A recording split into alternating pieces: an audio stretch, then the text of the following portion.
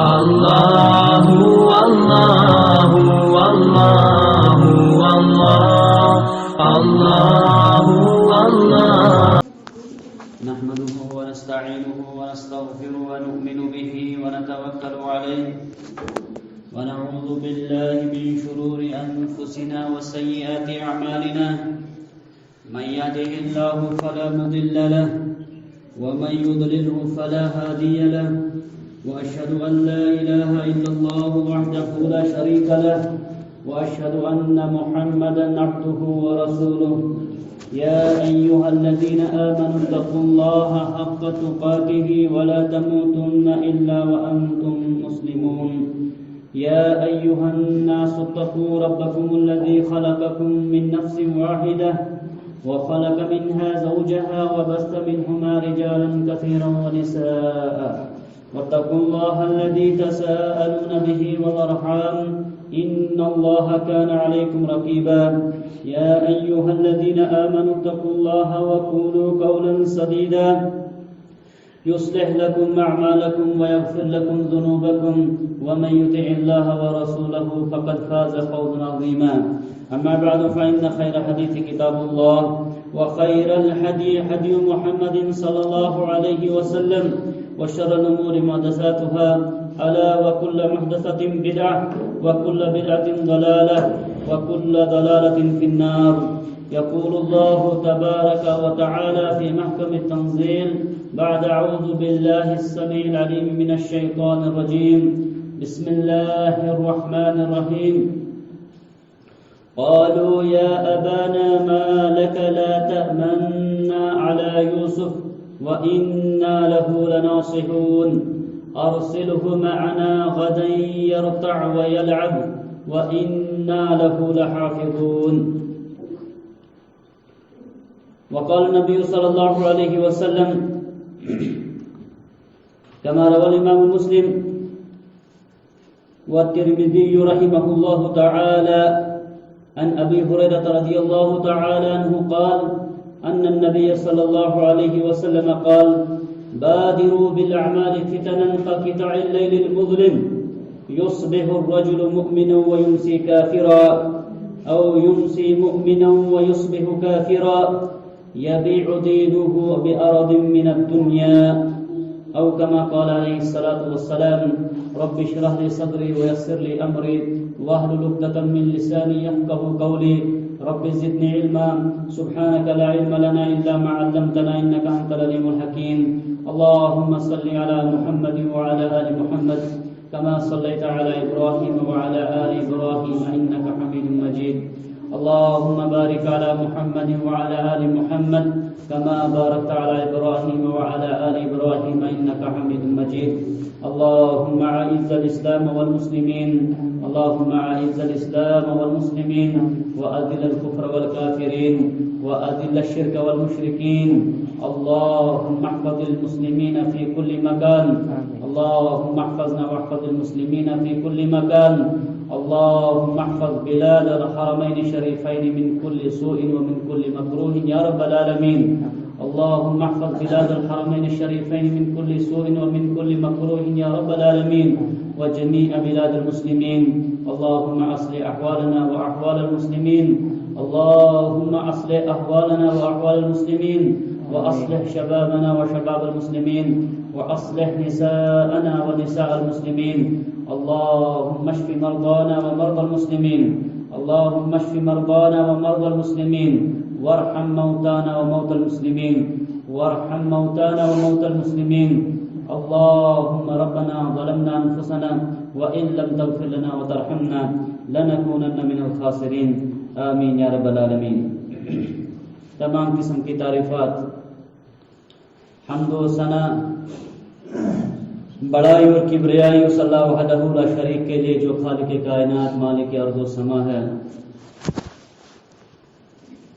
جس پروردگار کے قبضہ قدرت میں سارا جہاں ہے۔ سورج کا مشرق سے نکلنا، پھر غروب ہونا، یہ سب اللہ رب العالمین کے حکم سے چل رہا ہے۔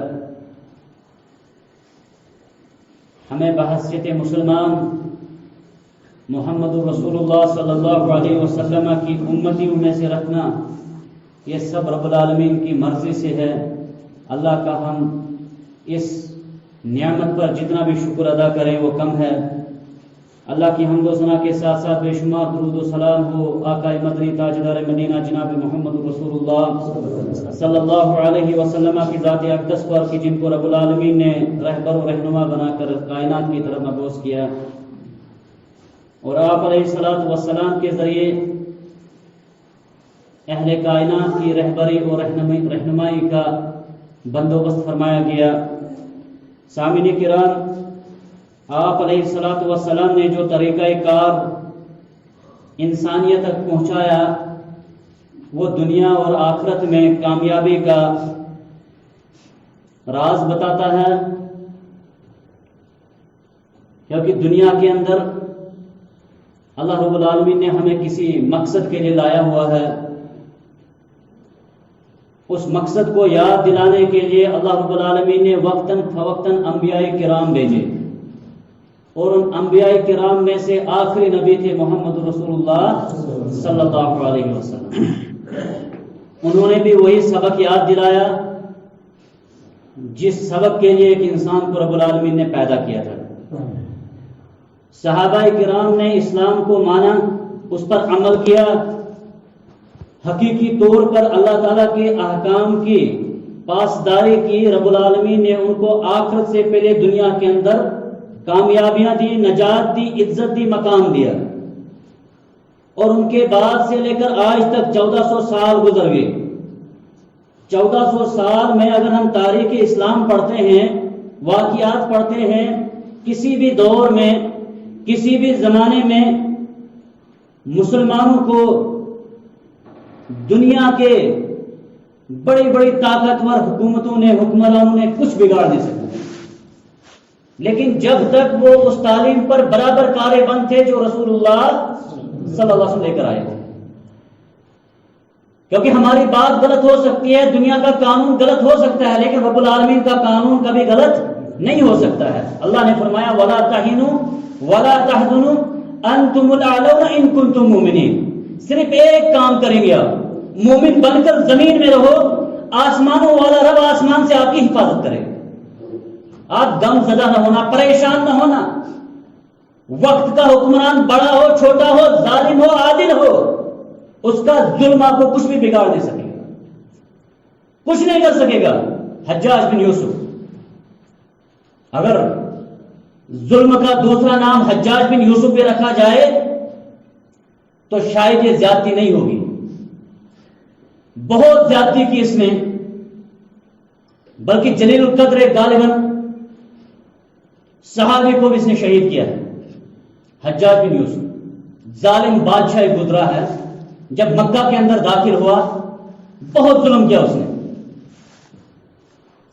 تابعین کا زمانہ تھا، حسن بصری کے پاس کچھ لوگ شکایت لے کر آئے، کہا امام صاحب حجاج کا ظلم آپ دیکھتے نہیں ہو، کس طرح نوجوانوں کو، کس طرح دینداروں کو، کس طرح ماؤں کو، بہنوں کو، کس طرح یہ ظلم کے پہاڑ ان پر ڈھا رہا ہے، کس طرح مسلمانوں کا خون بہا رہا ہے، کس طرح زیادتی کر رہا ہے۔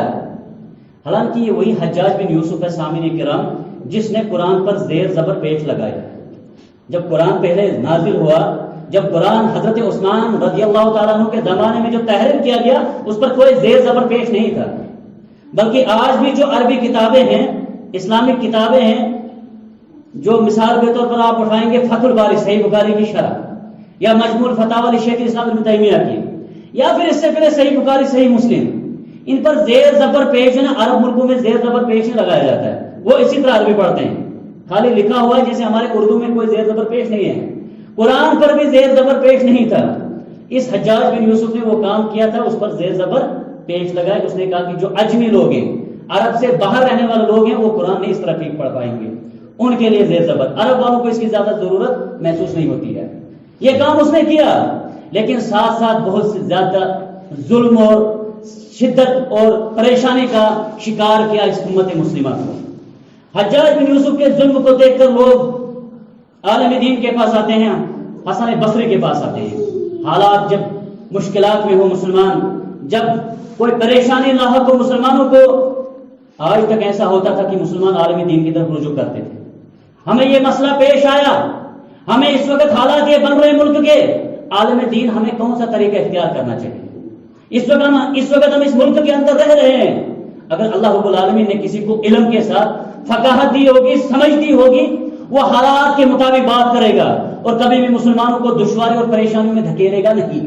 رب العالمین نے علماء کو اس قسم کا صلاحیت سے نوازا ہوتا ہے. حجاج سے سوال کیا کہ حسن بصری سے سوال کیا گیا کہ حجاج جو ظلم کر رہا ہے اس کے خلاف آپ کوئی بددعائی کیجیے، یہ جو زیادتی کر رہا ہے کچھ بددعائی کیجیے. حجاج بن یوسف کے اس ظلم کے لیے حسن بصری رحمۃ اللہ علیہ نے قیمتی بات کی تھی، تاریخی بات کی تھی، جو آج بھی ہمیں ان حالات میں ضرورت ان باتوں کی ہے. کہا ما جاء حجاج الا بذنوبنا الا بذنوبنا. اے میرے ساتھیو، مجھ سے سوال کرنے والوں، مجھ سے یہ کہنے والوں کہ ظالم حکمران کے خلاف بددعائیں کرو، حجاج نہیں آیا ہے. ما جاء حجاج الا بذنوبنا. حجاج ہمارے گناہوں کی وجہ سے آیا. یہ ہمارے اعمال ہیں، ہمارے اندر امانت داری ختم ہوگی، ایمانداری ختم ہوگی، دیانتداری ختم ہوگی، شرم و حیا ختم ہو گیا.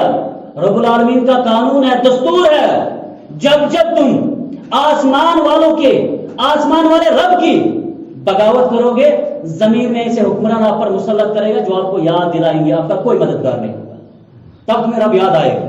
اور اس وقت برما کی جو حالت آپ نے دیکھی، فلسطین کی حالت دیکھی، شام کی حالت دیکھی، ان جگہوں کی حالات دیکھ کر مسلمانوں کو ہوش کے ناخن لینے چاہیے. لیکن ہم کیا کر رہے ہیں؟ وہ ایک عالم دین کہتے تھے یہ جو گوشت آج کل ہم مرغے کھاتے ہیں نا فارمی، اس کا بڑا اثر ہو رہا ہے ان پر. ان کو بھی جب وہ دکاندار ذبح کرنا چاہتا ہے نا، چھپتے ہیں پیچھے کہ میری نہیں اس کی باری آئے گی. حالانکہ کو یہ معلوم ہونا چاہیے تھا کہ آج اس کی باری ہے، کل میری آئے گی، بعد میں میری آئے گی. مسلمانوں کی کچھ یہی حالت بنی ہوئی ہے. نہیں جی وہ ادھر فلسطین میں ہو رہا ہے، نہیں جی وہ شام میں ہو رہا ہے، نہیں جی وہ کشمیر میں ہو رہا ہے. نہیں، ان کو دیکھ کر اگر آپ نے عبرت حاصل نہیں کی، آپ کے حالات بھی ویسے بن سکتے ہیں، آپ کے حالات بھی ویسے بن سکتے ہیں. اور تاریخ گواہ ہے، تاریخ گواہ ہے. اندلس میں مسلمانوں نے سامعین کرام 800 برس حکومت کی تھی، اور آج اندلس کی حالت اگر آپ دیکھیں گے، وہاں کے دینی مدرسوں کی حالت دیکھیں گے، مساجد کی حالت دیکھیں گے، ذرا انٹرنیٹ پر آپ خبریں دیکھتے ہیں، پڑھتے ہیں، وہاں پر دیکھیے اس وقت اندلس کے اندر کون حکمران ہیں اور وہاں کے دینی درسگاہوں کی حالات کیا ہے. جب مساجد کی ہم پرواہ نہیں کریں گے، دینی اداروں کی ہم پرواہ نہیں کریں گے، تو پھر اللہ رب العالمین بھی ویسے حالات پیدا کر دیتا ہے کہ ان مسجدوں کے اندر جانے کی اجازت نہیں ملتی ہے. ایک مرتبہ سامعین کرام میں نے اپنے استاد محترم سے سوال کیا، غالباً مدینہ کے اندر میں نے ان سے سوال کیا کہ جو اس وقت فلسطین کے اندر مسجد اقصی ہے، اللہ کا گھر ہے، اس میں کسی کو کوئی شک نہیں، بلکہ لوہے زمین پر تیسری عظمت والی مقام، تیسرا عظمت والا جو گھر ہے وہ مسجد اقصی ہے فلسطین کے اندر، جو یہودیوں کے قبضے میں ہے. وہاں پر اس وقت بہت سارے مسلمان آپ دیکھیں گے، جب عید آئے گی، جمعہ کا دن آئے گا، زبردستی کبھی گھر مسجد کے اندر گھستے ہیں نماز پڑھنے کے لیے، نہیں پڑھنے دیتے یہودی، یہودیوں کے قبضے میں ہیں. میں نے سوال کیا اپنے استاد محترم سے، اگر طالب علم کا دماغ ہی کتنا ہوتا ہے، سوچ ہی کتنی ہوتی ہے. میں نے کہا یہ وہاں پر کیوں نہیں اللہ کی کوئی مدد ان پر آ رہی ہے، کیوں نہیں وہ کامیاب ہو رہے، کیوں یہودی قابض ہیں اس وقت اس مسجد اقصی پر، عظیم مقام پر، جہاں پر اللہ کے رسول صلی اللہ علیہ وسلم نے انبیاء کرام کی امامت کروائی تھی معراج کے موقع پر. استاد محترم نے آگے سے جواب دیا، وہیں کا تھا مدینہ کا، وہ کہنے لگا، اور میں کشمیر میں بھی ایک مرتبہ اپنے ایک استاد سے سوال کیا تھا اور ان کا جواب بھی وہی تھا. کہا آپ کی بات ٹھیک ہے، سوال آپ کا ٹھیک ہے. کہا اللہ رب العالمین اسی طرح قدرت والا ہے جس طرح بدر کے موقع پر تھا، احد کے موقع پر تھا، آج بھی وہی اللہ اس زمین کو چلانے والا ہے، ہمیں دیکھنے والا ہے. لیکن تب کے مسلمانوں اور آپ کے مسلمانوں میں فرق ہے. کہا وہ وقت بھی اس مسجد اقصی کے گزرے جب مؤذن اذان دیتا تھا، حی علی الصلاۃ، آؤ نماز کی طرف. گاندری کی اس مسجد کو بھی بنایا گیا ہے نماز کے لیے، وگرنہ وہ اس ہمارے پڑوس ملک میں بنی ہے نا مسجد، تو بنا دی، اقبال نے اسی پر شعر بولا تھا، ایک رات میں وہ مسجد بنی تھی، شب بھر اس مسجد کا نام ہے اس وقت۔ مسجد تو بنا دی شب بھر میں ایمان کی حرارت والوں نے، وہاں جھگڑا تھا دوسری قوم کے ساتھ، مسلمانوں نے غیرت کیا، اس گھر کو مسجد بنا لیا۔ مسجد شب بھر آپ دیکھ رہے ہیں، انٹرنیٹ پر وہاں ملے گا آپ کو، جھگڑا تھا غیروں کے ساتھ، یہ جی ہماری جگہ ہے۔ رات کو اٹھے مسلمان، ایک رات میں پوری مسجد تعمیر کر دی۔ علامہ اقبال نے کہا ان کو، کہا مسجد تو بنا دی شب بھر میں، ایک رات میں، ہاں ایمان کی حرارت والوں نے، نام ہی پڑ گیا اس کا شب بھر، مسجد شب بھر۔ شب بھر کا مطلب اصل میں رات میں، ایک رات میں بنائی مسجد، لیکن جب ایک ہی رات میں وہ بنی اس کا نام بھی پڑ گیا مسجد شب بھر۔ کہا مسجد تو بنا دی شب بھر میں ایمان کی حرارت والوں نے، من اپنا پرانا پاپی تھا برسوں سے نمازی بن نہ سکا۔ مسجد کے بنانے کا مقصد کیا سامنے کرام؟ ہمیں ایک جگہ رب کے دربار میں اپنا ماتھا ٹیکیں گے، سجدہ کریں گے مل کر، اور مسجد میں جب آئیں گے اللہ رب العالمین اپنی قدرت سے اگر ہمارے دلوں کے اندر کوئی قدرت بھی ہو گیا اللہ دور کر دیتا ہے۔ یہ حدیث رسول ہے صلی اللہ علیہ وسلم، یہ فرمان رسول ہے۔ آپ پاؤں کے ساتھ پاؤں ملائیے، رب العالمین کو یہ طاقت ہے، آپ کے دلوں کے اندر کوئی کھوٹ ہوگی اس کو ختم کر دے گا، آپ کے دلوں کو ملا دے گا۔ حی علی الصلاۃ کہا، جواب اذان ہوتی تھی مسجد اقصی میں، رب کے عظیم گھر میں اذان ہوتی تھی، لیکن وہاں پڑوسی میں گھر میں سویا ہوا انسان کہتا تھا کوئی نہیں بعد میں پڑھ دوں گا نماز، ابھی دکان میں بند کروں گا بعد میں پڑھ دوں گا نماز، ابھی میں کام میں مشغول ہوں بعد میں پڑھ دوں گا نماز۔ ہاں جب تم اللہ کے آوازے کے ساتھ یہ کرو گے تو رب العالمین کو بھی ایک قدرت ہے، آپ کو اس گھر میں جانے کی پھر اجازت نہیں ملے گی۔ استاد محترم نے مجھے قیمتی بات اس کے بعد بتائی، کہا ہماری مسجدیں بھی یہی تقاضا کرتے ہیں، جب تک یہاں آواز آئے گی مسلمان حی علی الصلاۃ پر لبیک کہے گا، مسجد آئے گا، جتنے بھی ظالم حکمران کیوں نہیں ہوں گے کبھی مسجدوں کو تالے نہیں لگا سکیں گے۔ لیکن جب تم خود مسجد سے غافل رہو گے، اذان سن کر مسجد نہیں آؤ گے، حالات ویسے بنیں گے۔ یہ رب کا دستور ہے، رب العالمین کا یہ قانون ہے کہ جب مسجد آنے کی اجازت تھی آپ نہیں آئے، ایسے حالات پیدا کرے گا تم مسجد جانا چاہو گے لیکن اجازت نہیں ملے گا۔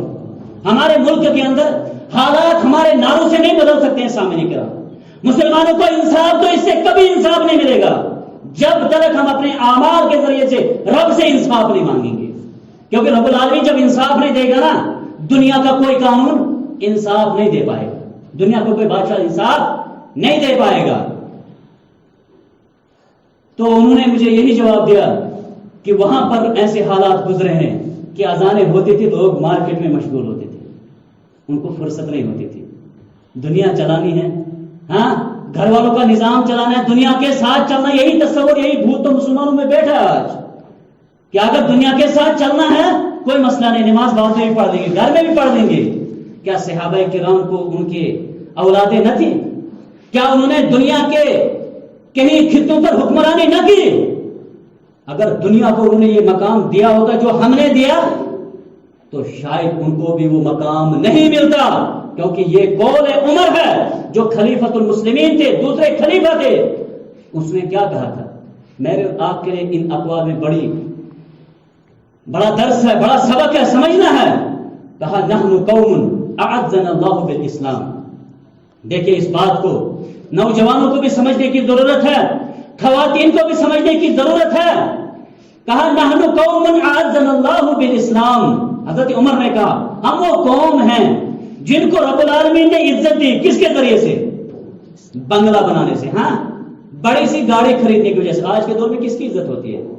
اسی کی ہوتی ہے جس کو بڑا مقام ہو، بڑی کرسی ہو، بڑا عہدہ ہو، جھک کے سلام اس کو ہی ہوتی ہے۔ جھکنا انسانوں کے سامنے جائز نہیں تھا، لیکن جب دنیا دل میں بسی ہے جھک جاتے ہیں۔ حضرت عمر نے کہا ہم وہ قوم ہے جس کو رب نے عزت دی، کس کے ذریعے سے؟ بالاسلام، اسلام پر عمل کرنے کی وجہ سے۔ اسلام پر مسلمان بن کر رب نے ہمیں عزت دی۔ فَمَهْمَا ابْتَغَيْنَا الْعِزَّةَ بِغَيْرِهِ، مسلمانوں کو ذلت جو دنیا میں اس وقت مل رہی ہے سامعین کرام، دیکھیں اس قول کے اندر محصور ہے، اس قول کے اندر وہ درس موجود ہے جس عزت کو آپ ڈھونڈ رہے ہو نا کہ ہمیں کوئی حکمران دلائے گا، وہ جی فلانی مسلمانوں کے بارے میں وہ حاکم بڑی باتیں کرتا ہے، کچھ نہیں کر پائے گا سامعین کرام۔ عزت اور ذلت، تعز من تشاء وتذل من تشاء، عزت اور بے عزتی رب کے پاس ہے۔ آپ دولت کما سکتے ہو، آپ دنیا کے اندر کوئی مقام کما سکتے ہو، لیکن حقیقی عزت جو ہے وہ کس کے پاس ہے؟ رب العالمین کے پاس ہے۔ کہا عمر نے جب ہم نے اسلام کو چھوڑ کر، ہاں لڑکی سمجھتی ہے مجھے تبھی عزت ہوگی جب میں بے پردگی میں گھر سے نکلوں گی، ہاں اس میں مجھے عزت ہوگی، ابائیا میں پردے میں گھر سے نکلنا، بولیں گے دیکھو جی پرانے زمانے کی عورتیں ہیں، تبھی تو کہتے ہیں پھر نعرہ لگتا ہے بیٹی پڑھاؤ بیٹی بچاؤ، بچتی ہے بیٹی، بچتی ہے بیٹی۔ ہندوستان کے اخبارات آپ پڑھ لیجئے، یہاں کے اخبارات آپ کو بتائیں گے کہ ہندوستان کے اندر جس طرح بیٹیوں کی بے عزتی ہوتی ہے شاید دنیا کے کسی ملک میں ہوتی ہوگی۔ پچھلے دنوں 2-4 مہینے پہلے ایک اسٹیٹمنٹ آیا تھا اس کے بارے میں کہ ہر 16 منٹ میں ایک لڑکی کو زیادتی کا شکار بنایا جاتا ہے ہمارے ہندوستان کے اندر۔ نعرہ لگانے سے عزت نہیں ملے گی، ان بیٹیوں کی عزت۔ اور پچھلے دنوں ایک ٹی وی پر بھی اس غیر مسلم نے بتا دیا، کہا جب تک عورتوں کے کپڑے کم ہوں گے، چست ہوں گے، تب تک اس زیادتی کو روکا نہیں جا سکتا ہے۔ عورتوں کو زیادتی سے روکا، یہی تو اسلام نے 1400 برس پہلے بتا دیا، یہی تو حضرت عمر نے اپنی بات میں کہا تھا۔ ہم وہ لوگ ہیں جن کو رب العالمین نے عزت دی ہے اسلام پر عمل کرنے کی وجہ سے۔ جب ہم نے اسلام کو چھوڑ کر دنیا والی عزت حاصل کرنا چاہیے، وقتی طور سامنے کم عزت مل جاتی ہے۔ حکمرانوں کی حالت جیسے آپ دیکھتے ہیں، کہیں حکمرانوں کو آپ نے دیکھا ہوگا جوتے پڑتے ہوئے چہروں پر، پورے ملک کا اقتدار ان کے پاس، اور جب الیکشن ہار جاتے ان کا حالات کیا بنتے آپ نے وہ بھی دیکھا ہوگا۔ لیکن خلیفۃ المسلمین نے حضرت عمر فاروق رضی اللہ تعالیٰ بغیر کسی باڈی گارڈ کے، بغیر کسی ہتھیار کے مدینہ کی گلیوں میں چلتے تھے، اور اگر دنیا کے آپ 3 حصے کرو گے نا، ایک حصے پر حکمرانی کرتے تھے کون؟ حضرت عمر۔ کتنے ملکوں کو اس نے فتح کیا تھا، لیکن اس کے پیچھے اس پر کیوں نہیں کوئی ایسا آ سکتا تھا جس خطرہ اس کی جان پر تھا؟ وہ زمین پر اللہ والے کی زمین پر رب العالمین کے قانون کی پاسداری کرتا تھا، زمین والے سارے لوگ اس کے سامنے ہیج ہو چکے تھے۔ مسلمانوں کی عزت، مسلمانوں کا مقام اسی کے اندر ہے سامنے کرام کہ وہ اسلام پر کارے بند رہے۔ میں تھوڑا سا باہر چلا گیا، میں نے اس کے بارے میں گفتگو نہیں کرنی تھی۔ آج جو کہ دن ہے وہ ذوالقعدہ ہے، 28 تاریخ ہے، 29 تاریخ کل، اگر 30 کا ہوا ذوالقعدہ تو پھر 2 دن ابھی ہیں، وغیرہ کل ہی ایک دن ہے۔ 10 عظیم دن آ رہے سامنے کرام ہمارے سامنے، عظیم دن جن کے بارے میں اگر علماء کرام کے آپ اقوال پڑھیں گے نا، رمضان کا آخری عشرہ، علماء کرام سے سوال ہوتا تھا کیا رمضان کا آخری عشرہ افضل زیادہ ہے کہ یہ 10 دن جو آ رہے ہیں؟ ہمیں تو ان کے بارے میں بہت کم خبر ہوتی ہے۔ رمضان میں بڑا اہتمام ہوتا ہے ماشاءاللہ، روزے کا ہوتا ہے، صدقات کا ہوتا ہے، چندہ گھر گھر گھومتے ہیں مدارس کے لیے، مساجد کے لیے۔ ان 10 دنوں کو ہم سمجھتے ہی نہیں ہیں۔ اللہ کے نبی صلی اللہ علیہ وسلم نے فرمایا یہ 10 دن ذی الحجہ کے 1 تاریخ سے لے کر 10 تک، اس میں جو عمل بندہ کرتا ہے اللہ کے نزدیک اتنا محبوب ہے کہ سارے سال کے اعمال اللہ تعالیٰ کو اتنے محبوب نہیں ہوتے۔ اس میں رمضان بھی آ جاتا ہے کہ ان 10 دنوں میں جو افضل محبوب عمل اللہ کے پاس ہوگا وہ بقیہ دنوں کے اندر، بقیہ مہینوں میں نہیں ہوتا ہے۔ صحابہ کرام کو تعجب ہوا، کہا اللہ کے رسول صلی اللہ علیہ وسلم اسلام کے سب سے اونچی چوٹی جہاد ہے، ذروۃ سنامہ الجہاد فی سبیل اللہ، اسلام کی سب سے اونچی چوٹی جہاد فی سبیل اللہ ہے۔ کہا جہاد فی سبیل اللہ والا بھائی عمل بھی ان 10 دنوں کے برابر نہیں ہوگا؟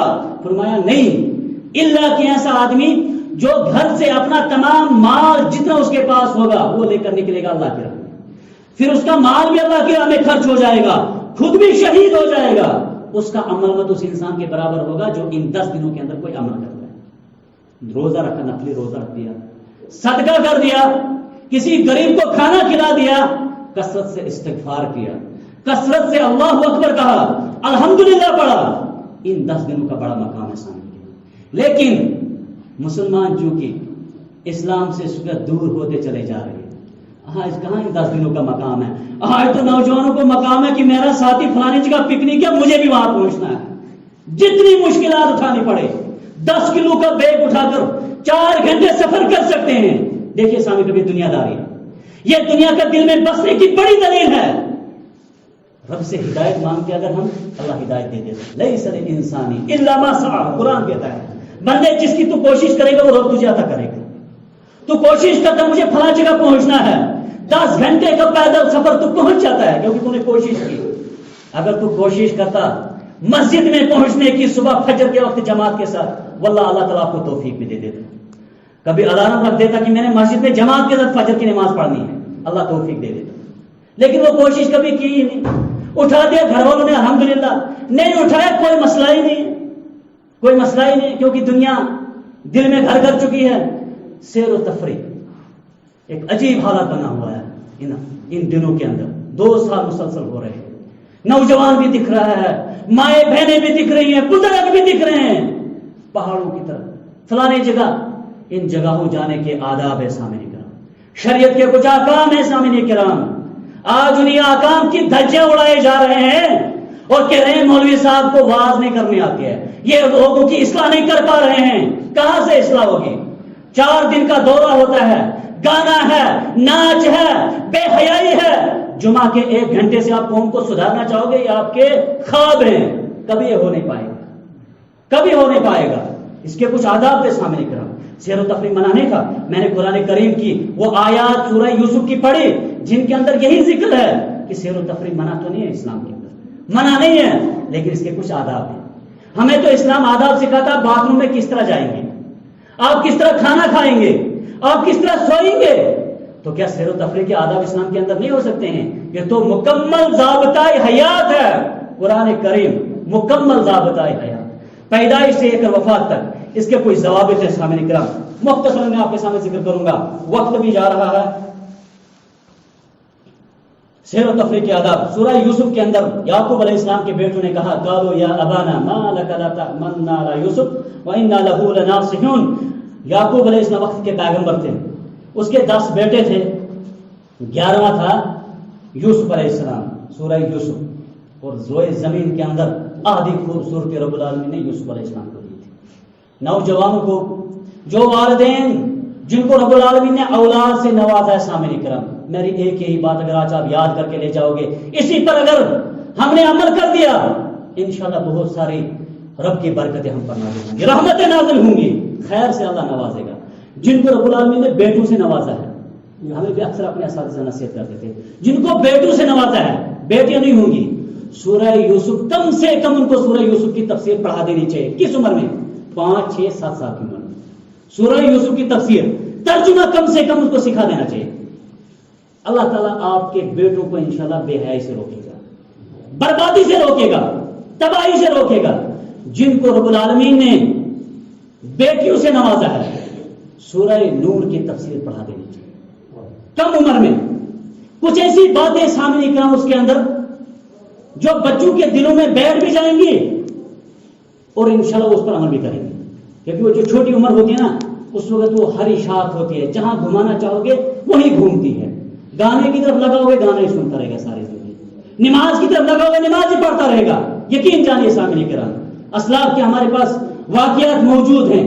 بڑے بڑے ائمہ گزشتے چند جمعوں کے اندر جب میں یہاں پر آیا تھا، میں نے امام احمد بن حنبل کا وہ قول نقل کیا تھا. ہاں، امام اہل السنہ والجماعہ بچپن سے جب مسجد آتے تھے رب نے کیا مقام ان کو عطا کیا زمین کے اندر. بچوں کو سکول بھیجیں گے مٹھائی لے کر، بچوں کو ٹیوشن بھیجیں گے مٹھائی دے کر، چاکلیٹ دے کر، مسجد کی طرف. لیکن کبھی ایسا نہیں کرتے. مسجد کی طرف کیجئے، بچپن میں انشاءاللہ اللہ خیر سے نوازے گا. تو یعقوب علیہ السلام کے بیٹوں نے کہا ہم جائیں گے چکر لگانے کے لیے، ہمارے ساتھ یوسف کو بھی بھیجو، یوسف کو بھی بھیجو. بہرحال انہوں نے بھیج دیا. یہ لمبا واقعہ ہے، میں جس کو ذکر نہیں کروں گا. میرا جو مقصد ہے ذکر کرنے کا، اس کے اندر جو بعض نصیحتیں ہیں میرے اور آپ کے لیے، اس پر انشاءاللہ تعالی ہم سنیں گے اور عمل کرنے کی بھی کوشش کریں گے. کیونکہ سامعین کرام، یہ وہ زمانہ ہے، یہ وہ زمانہ ہے جس کی پیشن گوئی دی تھی رسول اللہ صلی اللہ علیہ وسلم. جس کو رب العالمین نے اگر بصارت کے ساتھ بصیرت سے نوازا ہوگا نا، وہ ان حالات کے اندر دیکھے گا کہ گویا کی یہ حدیث ہمارے ان دنوں کے لیے فرمائی تھی رسول اللہ صلی اللہ علیہ وسلم. کیونکہ کچھ احادیث ایسی تھی سامعین کرام، صحابہ کو تعجب ہوتا تھا کہ ایسا بھی ہو سکتا ہے، ایسا بھی ہو سکتا ہے. انہی میں سے ایک حدیث یہ بھی ہے جس پر اس وقت کے مسلمانوں کو تعجب ہوتا تھا کہ ایسا بھی کبھی ہو سکتا ہے. فرمایا رسول اللہ صلی اللہ علیہ وسلم نے بادروا بالاعمال فتنا كقطع الليل المظلم يصبح الرجل مؤمنا ويمسي كافرا او يصبح مسلما ويمسي كافرا. اللہ کے نبی صلی اللہ علیہ وسلم نے فرمایا اے میرے ساتھیوں، اعمال میں جلدی کرو، نیک کاموں میں جلدی کرو، آگے بڑھو، سبقت کرو. ایک وقت ایسا آنے والا ہے کہ بندہ صبح کے وقت ایک مسلمان ہوگا، شام کو کافر ہوگا، الیاذ باللہ، اور شام کے وقت اگر وہ مسلمان ہوگا، صبح کے وقت وہ کافر ہوگا۔ آگے فرمائے یبیع دینہ بعرض من الدنیا، دنیا کی چھوٹی لالچ کے لیے اپنے دین کا سودا کر بیٹھیں گے۔ اس حدیث کی شرح کرتے ہوئے اگر آپ شارح امام ترمذی کی یا دوسرے ائمہ کی شرح پڑھیں گے، کہتے ہیں وَهَذَا لِعِظَمِ الْفِتَنِ يَنْقَلِبُ الْإِنسَانُ فِي الْيَوْمِ الْوَاحِدِ هَذَا الْانْقِلَابُ، یہ اس وقت فتنوں کے بادل چھائے ہوں گے، اندھیرا ہوگا چاروں طرف، کہ ایک دن کے اندر اتنا بڑا انقلاب آئے گا کہ ایک مسلمان ایک ہی دن کے اندر کفر کے اندر داخل ہو جائے گا، کیونکہ ایک مسلمان کا کافر بننا یہ کوئی چھوٹا کام نہیں ہے۔ تو بہرحال جب دنیا داری کو مقام دیا ہوگا مسلمانوں نے، کچھ سال پہلے ہم نے خود کیسے واقعات دیکھے، جب کرسچنٹی یہاں پھیلنے کے لیے آئی، چند پیسوں کے لیے کتنے مسلمانوں نے اپنا دین بیچ دیا۔ سامعین کرام، یہ حدیث تھی کب؟ 1400 برس پہلے فرمائی تھی رسول اللہ، کہا تھا عمل کرو، دینداری کا خیال رکھو، چلاؤ دنیا بھی کماؤ، لیکن اس دنیا کمانے کے ساتھ ساتھ اپنے اسلام کو بھول نہ جانا۔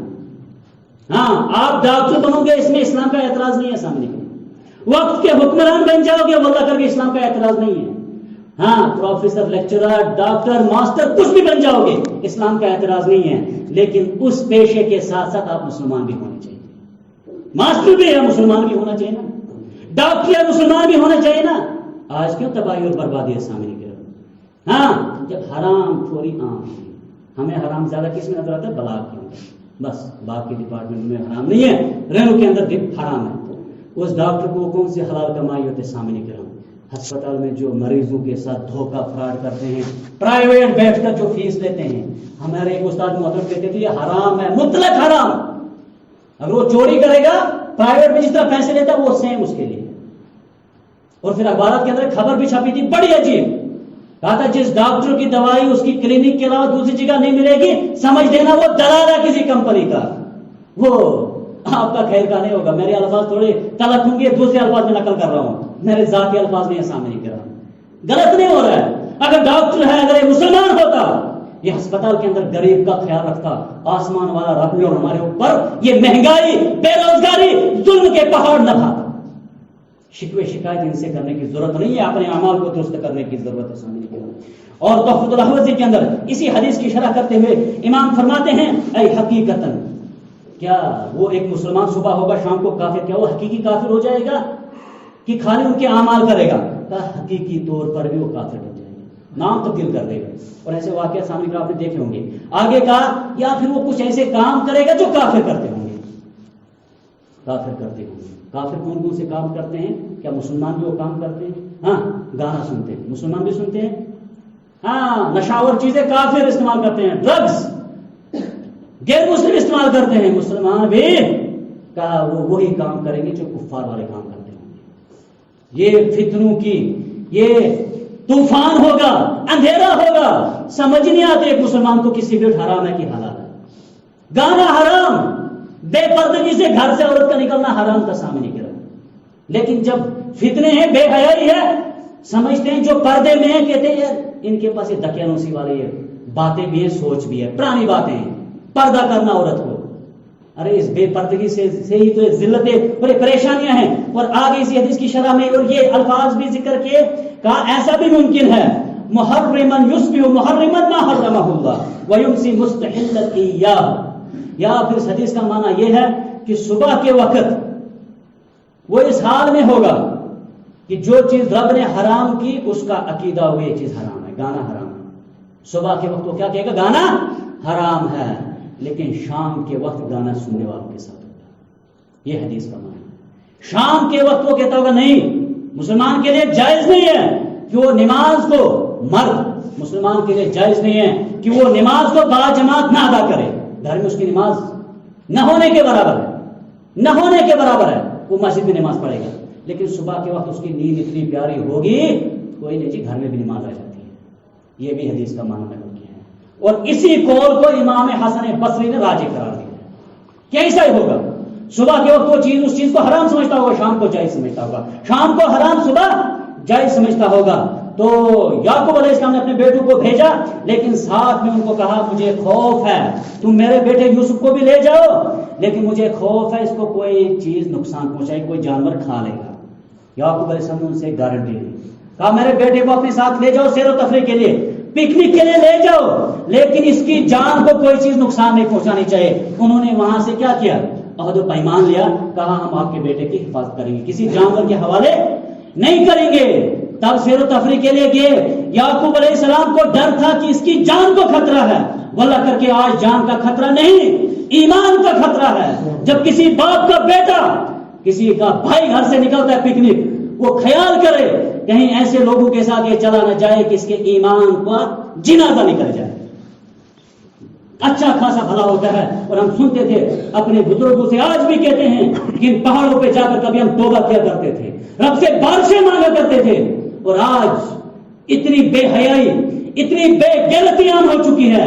جوان تو جوان، بزرگ بھی اپنے آپ کو محفلوں کی زینت بنا رہے ہیں، نمازوں سے نہیں، استغفار سے نہیں، توبہ سے نہیں، سامنے کرام گانا اور ناچ سے۔ کون سی بے حیائی کا بازار گرم ہو رہا ہے، اور یہاں سے پھر کہتے ہیں جی حکمران ظالم ہیں، ان کو کوئی ترس نہیں ہے قوم کا، مہنگائی کر رہے ہیں، اعمال تمہاری ہی تقاضا کر رہے ہیں۔ ایک کتاب لکھی گئی عربی کے اندر، اگر اردو ترجمہ کبھی موجود ہو تو انشاءاللہ آپ تک پہنچ جائے گی، کما تکونوا یولی علیکم، تمہارے اعمال جیسے ہوں گے ویسے تمہارے وقت کے حکمران بھی ہوں گے۔ ہاں، پہلے تو بازار گناہوں سے بھرے تھے، بستیاں گناہوں سے بھری تھی، جو جگہ پاک رہی تھی ان کو بھی گناہوں سے بھر رہے ہو۔ کیا تم کسی عذاب کو دعوت تو نہیں دے رہے ہو؟ کیا تم اس زمین کو فلسطین تو نہیں بنانے جا رہے ہو؟ کیا تم ان علاقوں کو برباد نہیں بنانے جا رہے ہو؟ اگر یہی حالات رہے، واللہ کر کے تاریخ پڑھیے، جب جب مسلمانوں نے یہ غفلت برتی ہے کہ کئی جگہوں پر مسلمان ظلم کا شکار، اور دوسری جگہ کا مسلمان امن میں ہو کر رب کی نافرمانی کر رہا ہوگا، وہ ظلم ان بستیوں کے اندر پہنچ جاتا ہے۔ وہ ظلم ان بستیوں کے اندر، رب کے پاس یہ طاقت ہے، قدرت ہے۔ تو یعقوب علیہ السلام نے کہا تھا اس بیٹے کو جان کا خطرہ ہے، اس کی حفاظت کرنا، اس کی حفاظت کرنا، کیونکہ بچہ جو ہے نا سامنے کرام، یہ تربیت کا محتاج ہوتا ہے، تربیت کا محتاج ہوتا ہے۔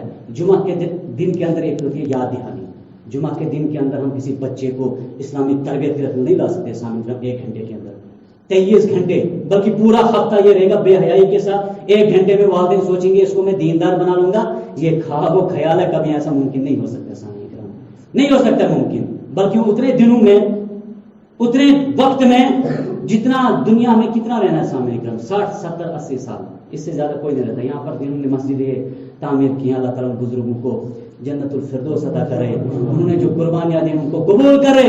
کتنی عمر ہے، کتنی عمر ہے، یہ دنیا اس طرح ہم کما رہے ہیں جیسے لاکھوں سال ہمیں یہاں رہنا ہے، لاکھوں سال رہنا ہے، اور جس زمین میں، جس مٹی میں جہاں پر لاکھوں من مٹی اوپر ڈال دیتے ہیں، لاکھوں سال وہاں رہنا ہے، وہاں کی کوئی فکر نہیں۔ ہفتے میں ایک دن جمعہ ہمیں وہاں کے لیے کافی ہے، ممکن ہے سامنے کرا۔ اگر 60 سال دنیا میں زندگی کمانی ہے، زندہ رہنا ہے، دنیا میں رہنا ہے، کتنی محنت کرنی پڑتی ہے، دن میں کتنے گھنٹے بچے کو پڑھاتے ہیں، محنت کر، پڑھ، آگے تجھے کچھ کرنا ہے۔ 60 سال تو دنیا میں رہنا تھا، اتنی سی زندگی میں اتنی محنت، آخرت والآخرت خیر و ابقا، باقی رہنے والی آخرت، اس کے لیے ایک گھنٹہ کیسے کافی ہو سکتا ہے سامنے؟ ہو سکتا ہے کافی؟ ایک گھنٹہ کوئی مزدوری کرے اور پھر اپنے فیملی کو 40 70 سال چلائے، ہو سکتا ہے ممکن؟ تو ایک گھنٹے کی نماز، ایک گھنٹے کی عبادت آخرت میں کتنی کام آئے گی؟ ایک رات قبر والے حسن بصری کہتے تھے، عبداللہ بن ایزا رحمۃ اللہ علیہ کہتے تھے، قبر کی پہلی رات، قبرستان کی پہلی رات ایک عظیم رات ہوتی ہے، عظیم رات ہوتی ہے۔ اس رات میں سارا حساب انسان کو پتہ چل جاتا ہے، میری آخرت اچھی ہے یا بری ہے۔ تو بہرحال یوسف علیہ السلام کو جب بھیجا تو انہوں نے کہا اس کا خیال رکھنا۔ اسی طرح جو بچہ ہوتا ہے سامنے کرام، بچپن میں یہ جو عمر ہوتی ہے، نو عمر ہوتے ہیں، ان کا بڑا خیال، انبیاء کرام بھی بڑے فکر مند رہتے تھے اپنے اولادوں کے بارے میں، جو میں یہاں پر ابھی ذکر نہیں کر پاؤں گا۔ تو کچھ آداب ہیں جو میں اس سیر و تفریح کے آداب، پکنک کے آداب، شریعت کے اندر کیا ہے، ہمارا اسلام کیا بتاتا ہے، وہ مختصراً میں ذکر کروں گا۔ پہلی چیز، پہلا ادب سیر و تفریح کا، اللہ یسافر الی مکان المعصیہ، کسی گناہ کی جگہ کے لیے سیر و تفریح کے لیے نہیں جانا چاہیے۔ جہاں پر گناہ ہو، جہاں پر آپ کو معلوم ہے تباہی ہے، بربادی ہے، اس جگہ کے لیے سیر و تفریح اسلام میں اجازت نہیں ہے سامنے۔ اور گناہوں میں سب سے بڑا گناہ کیا ہے؟ شرک ہے۔ شرک ہے سامنے کرام۔ کبھی کبھار کسی مسلمان کو بڑا شوق ہوتا ہے کہ میں فلاں درگاہ پہ جا کر حاضری دیتا ہوں، میرے الفاظوں کو معاف کرنا۔ اللہ کے نبی نے فرمایا 3 جگہوں کے علاوہ اور کسی جگہ کے لیے ثواب کی نیت سے یا کسی اور نیت سے جانا جائز نہیں ہے، نہیں ہے جائز۔ مسجد حرام، مسجد اقصی، مسجد نبوی، باقی کسی درگاہ کے، باقی کسی مزار پہ جانا اس نیت سے کہ میں وہاں جاؤں گا، دیکھوں گا، دعائیں مانگوں گا، جائز نہیں ہے، حرام ہے سامنے کرام۔ اور جہاں پر پھر غیر اللہ سے مانگا بھی جائے وہاں پر جانا تو اور بڑا گناہ ہوگا۔ کسی ایسی جگہ نہ جانا جہاں پر گناہ ہوگا، شرک سب سے بڑا گناہ ہے۔ اس کے بعد جہاں پر گانے ہوں گے، یہ بھی ایک جگہ ہے جہاں پر گناہ ہو، اور گناہوں میں سے گانا بھی کوئی چھوٹا گناہ نہیں ہے سامنے کرام، نہیں ہے۔ صحابہ اکرام ایسی مجلسوں میں جاتے ہی نہیں تھے۔ ایک صحابی ایک شادی میں جا رہا تھا، شادی میں ولیمہ کی دعوت قبول کرنا فرض ہے، واجب ہے سامنے کرام۔ آپ کا قریبی رشتہ دار آپ کو دعوت کرے ضرور جانا چاہیے۔ جیسے دروازے کے نزدیک پہنچا، عبداللہ بن مسعود ہے غالباً، دروازے پر پہنچے، اندر سے گانے کی آواز آئی، واپس گئے۔ لوگوں نے کہا کیوں؟ آپ تو وہاں سے آئے اس کے لیے، واپس کیوں جا رہے ہو؟ کہا من رضی عمل قوم فہو منہم، جو کسی قوم کے کسی عمل سے، کسی قوم کے کام سے راضی ہوا، اللہ تعالیٰ اس کا حساب انہی کے ساتھ لے گا، وہ انہی میں سے ہوگا۔ جہاں گانے کی محفل ہے، اگر میں جاؤں گناہ کی جگہ، ایک صرف شرط ہے میرے لیے وہاں جانے کی، وہ کہ میں وہاں پر جا کر ان کو منع کروں گا۔ اگر میرے اندر یہ طاقت ہے وہاں پر اس گناہ سے لوگوں کو روکوں گا، اس صورت میں جا سکتا ہوں۔ وہاں گانا ہے، میرے بھائیو یہ گانا مت سنو، ان جگہوں پر مت سنو، ہر جگہ گانا حرام ہے سننا، لیکن اس طرح عام لوگوں میں جو بے حیائی پھیلا رہے ہیں جائز نہیں ہے، اس نیت سے انسان جا رہا ہے۔ اسی طرح اختلاط جہاں پر ہوگا، مرد عورتیں ایک ساتھ ہوں گی، وہاں پر بھی جانا جائز نہیں ہے سامنے کرام، اسلام نہیں اجازت دیتا ہے۔ وہ الگ بات ہے، اس وقت ہمارا من کیا کرتا ہے، میرا من کیا کرتا ہے، ہم کہتے ہیں اسلام جی ٹھیک ہے، لیکن یہاں پر ہمارا جو ماحول ہے، ہمارا معاشرہ ہے، یہی تو اسلام سے بغاوت ہے۔ اسلام کا معنی کیا، مسلم کا معنی کیا ہے؟ اپنی خواہشات کو چھوڑ کر رب کی خواہشات کے تابع ہو جانا، رب کی مرضی جو ہے وہی کرنا۔ پہلا ادب شریعت کے اندر سیر و تفریح کا کہ آپ گناہ کی طرف جگہ نہیں جائیں گے۔ دوسری چیز اب مختصر میں ذکر کروں گا، عورت اکیلی سفر نہ کرے سیر و تفریح کے لیے۔ حج عظیم سفر ہے سامنے کے نام، عظیم سفر ہے زندگی کا، اس سفر میں بھی عورت کو اکیلا سفر کرنے کی اسلام نے اجازت نہیں دی ہے، تو سیر و تفریح کے لیے کہاں جائز ہوگا؟ بے پردگی میں پھر۔ اسی طرح تیسرا ادب شریعت کا، اگر کبھی موقع اور ملا اور وضاحت ان پر ہوگی، جاتے وقت آتے وقت راستے میں گناہوں سے بچنا، غیبت سے بچنا، چغل خوری سے بچنا، جھوٹ سے بچنا، کسی کا مذاق اڑانے سے بچنا، غلط کلام کرنے سے بچنا، زیادہ ہنسنے سے بچنا۔ اللہ کے نبی صلی اللہ علیہ وسلم نے فرمایا وَلَا تُكْثِرِ الضَّحِكَ، زیادہ مت ہنسا کرو، فَإِنَّ تُكْثِرَةَ الضَّحِكَ تُمِيتُ الْقَلْبَ، زیادہ ہنسنے سے دل جو ہے وہ مردہ ہو جاتا ہے۔ اسی طرح انسان جب چلے گا، چوتھا ادب سیر و تفریح کا سامنے کرام، جہاں پر برائی دیکھے انسان اس کو روکے، جہاں پر برائی دیکھے۔ آج کیوں نہیں گناہ کم ہو رہے ہیں؟ کورونا پر کنٹرول حکومت نے کیسے کیا سامنے کرام؟ اگر سارے بولتے جب تک وزیر اعظم ہی خود اس کو کنٹرول کرے گا، نہیں، گاؤں کے اندر، بستیوں کے اندر ذمہ دار رکھے گئے۔ اسی طرح ہم زمین کے اندر مسلمان رب کے ذمہ دار ہیں۔ جہاں گناہ ہے، مولوی صاحب بھی اسی طرح مجرم جس طرح آپ مجرم ہوں گے۔ یہ مت کہنا ادھر اس بازار میں گناہ ہے، یہ بہت مولوی صاحب پر ہے، نہیں سامنے کرام۔ اگر اس نے پیغام پہنچا دیا وہ بری ہے۔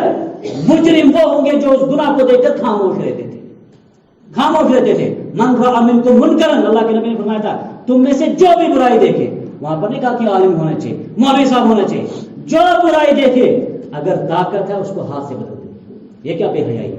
گھر کا ذمہ دار مرد، گاؤں کا ذمہ دار جو ہے، اس کو پورا اختیار ہے کہ زبردستی کسی کو گناہ سے روک سکتا ہے۔ بیٹے اس بستی میں جب آپ چلو گے، بے پردگی میں آپ نہیں چلو گے، یہ بے حیائی نہیں چلو گے۔ اے بیٹے یہاں سے آپ چلتے ہو اس طرح میں چلا کرو، گاڑی میں بیٹھے یہاں سے رامن تک، مولوی صاحب کے بغیر کسی کا ہوتا ہی نہیں وہ تصور کیے گانا سننا حرام ہے۔ 1.5 گھنٹے 2 گھنٹے رامن تک گانا سنتے سنتے گئے، پھر بولتے ہیں جی ہمارے اندر کہاں رب یاد رہے گا، کہاں قبر اور آخرت یاد رہے گی؟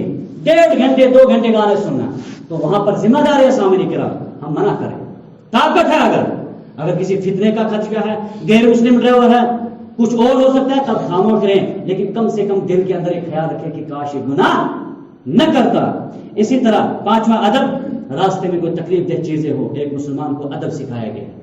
سڑک کے اندر کوئی غلط گندی چیز ہو جس سے حادثہ ہو سکے, اس کو ہٹا دینا چاہیے. اسی طرح چھٹا ادب کہ مسلمان جب نکلے گا سیر و تفریح کے لیے, پکنک کے لیے, مرد ہو یا عورت, اسلام میں لباس کا خاص خیال رکھنا. لباس, آدم علیہ السلام, حوا علیہ السلام جنت میں جب ان سے پہلی غلطی ہوئی, پہلے شیطان کے وسوسے کے شکار ہوئے تھے. سامعین کرام, ایک انسان کو کیسے آپ پہچان سکو گے کہ اس پر دشمن جو ہے شیطان غالب ہو چکا ہے؟ پہلا گناہ علماء کرام کہتے ہیں جیسے آدم علیہ السلام نے وہ دانا کھایا تھا, ان کے جسم سے پردہ اتر گیا تھا. شیطان کا شکار جب کوئی انسان ہوگا نا, جس گھر کو آپ دیکھو کہ یہ شیطان کے حوالے ہے, وہاں دیکھنا لباس کے بارے میں. لباس, نمازوں سے پھر وہ روکے گا, دوسری چیزوں سے شیطان پھر روکے گا, سب سے پہلے وہ لباس اتارتا ہے.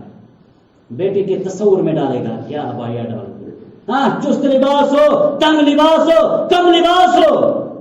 سب سے پہلا گناہ جو یہ ہے لباس کا خیال رکھیں. آتے جب گھر سے نکلے ایک مرد یا عورت, کبھی بھی اس نیت سے کسی نے لباس پہنا کہ میں دوسروں کو برائی کی طرف دعوت دوں گا, اگر وہ پردہ بھی ہوگا نا تب بھی رب کے پاس وہ مجرم ہے, گنہگار ہے. اسی طرح اگلا ادب سیر و تفریح کا کہ گناہ نہ کرے کسی جگہ, گناہ نہ کرے. یہ زمین کل گواہی دے گی, یہ زمین گواہی دے گی. اسی لیے علماء کرام کہتے ہیں کہ جہاں پر آپ نے کوئی گناہ کیا ہے نا, وہاں پر جا کر آپ نیکی کر لینا, نیکی کر لینا. کیوں؟